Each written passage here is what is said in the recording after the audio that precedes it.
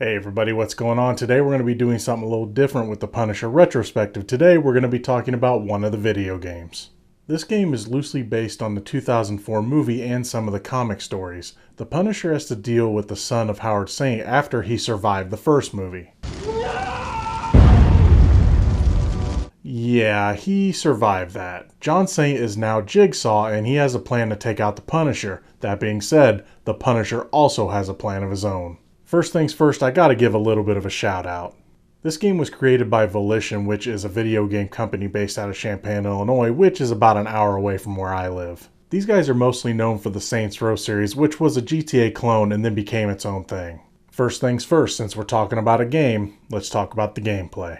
For the most part, this game is a third-person run-and-gun shooter, and if it reminded me of anything, it's the Max Payne games. I have to say that this game did have pretty decent controls for a third-person shooter, except for when you use two-weapon style. When you wanted to do this, you had to use each trigger button to control each gun. That made ammo management a little hard to control. The feature of this game that gets the most attention is its torture system. Basically, this is a violent way for Frank to get information from the bad guys. This mode was not without controversy. To avoid an adults-only rating, they had to change up the torture system a lot. If you go too far in torturing someone, you lose points, plus the screen also turns into black and white footage. In a way, I understand why they had to do this, but they're punishing you for acting like the Punisher. That being said, at least they let you do it if you want to.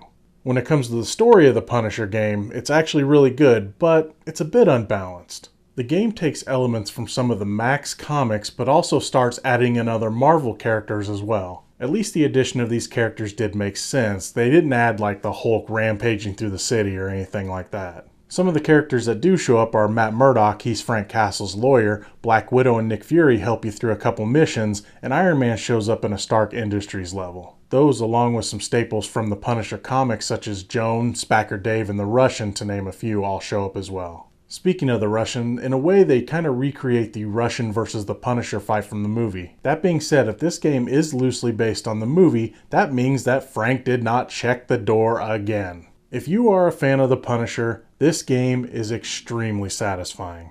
The controls are mostly good and the story's decent, and Tom Jane is still good as the Punisher. That being said, there are times he tries to be a bit too funny. While the delivery's good, there's a lot of dry humor that kinda doesn't fit the character. Also, after the credits, a sequel is teased, but unfortunately, it never happened. If you are looking for a really fun Punisher experience, you will find it here. As always, thank you so much for watching. What did you think of the Punisher video game? Feel free to comment out down in the section below. But remember, it's not vengeance, it's punishment. I'm Gino Reynolds from The Real Gino. Till next time.